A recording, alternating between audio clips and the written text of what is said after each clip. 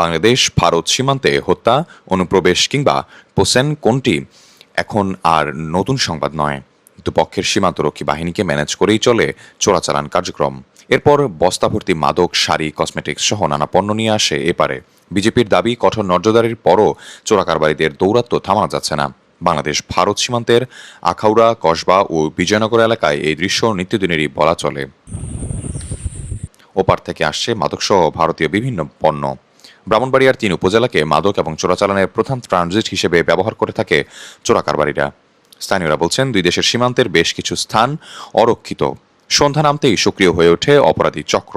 এরপর চলে দেদারসে মামলা এবং মালামাল পারাপার। লোকজন যারা আজকে এই সীমান্তে হত্যার শিকার হচ্ছে, তারা কিন্তু সবাই একটা নির্দিষ্ট একটা টাকার জন্য তারা লেবারের কাজ করে। চোরাকারবারীরা অনেক সুযোগ সন্ধানে থাকে, রাতের আধারে তারা ওইবার থেকে এই মাল এবং মাদক দ্রব্য নিয়ে আসতেছে। ব্রাহ্মণবাড়িয়া, পূর্বাঞ্চল, কসবা, আখাউড়া, বিজয়নগর, এগুলা এই সীমান্ত বর্ডার গুলা অরক্ষিত এবং এগুলা হচ্ছে চোরাকারবারী এবং মাদকের ট্রানজিট পয়েন্ট।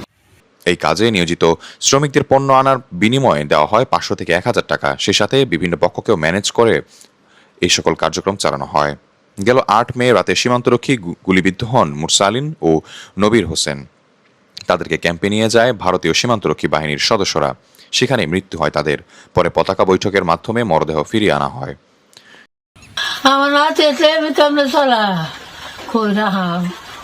মরে গেছে, আমার মাঠে দিল, আবার আমার আগে গেছে, বর্ডারে গেছিল, গেছে মারা লাইছে। আমার পুতের যে ফল লকডাউন নিয়ে আমি দিয়েছে বেড়াতানে মাই গুলি করে মারাচ্ছে, আমি ন্যায় বিচার চাই। সীমান্ত এলাকায় বর্ডার গার্ড বাংলাদেশ ও পাকিস্তানে পুলিশের নিয়মিত অভিযান চলমান রয়েছে বলে প্রায় মাদক, শাড়ি, কসমেটিক্স সহ নানা পণ্য জব্দ করা হচ্ছে। তবুও চোরাকারবারীদের দৌরাত্ম্য কমছে না কোনোভাবেই।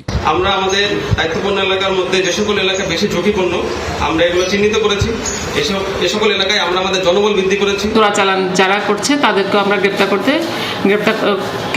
করছি এবং চেষ্টা করছি। নিহত 2 বাংলাদেশির কবর জিয়ারত করতে গিয়ে এনসিপির মুখ্য সমন্বয়ক নাসিরউদ্দিন পাটোয়ারি ক্ষোভ প্রকাশ করে বলেন, চোরাকারবারীতে জড়িত মূল হোতারা থাকে আড়ালে, আর গুলি খেয়ে মারা যায় দরিদ্র মানুষগুলো। সরকার ভারতের কাছে নতজানু হয়ে আছে। দ্বিতীয়ত বিষয় হলো, স্বরাষ্ট্র মন্ত্রণালয়ের অনেক ব্যক্তিবর্গই হলো এই মাদক ট্রাফিকিং, সীমান্ত খুন এগুলোর সাথে জড়িত। সীমান্তে কঠোর নজরদারির পাশাপাশি বেকার যুবকরা যেন টাকার লোভে ভুল পথে পা না বাড়ায়, সে লক্ষ্যে কর্মসংস্থান দাবি সচেতন মহলের। সাইফুল ইসলাম, ডেস্ক রিপোর্ট, জনতার খবর।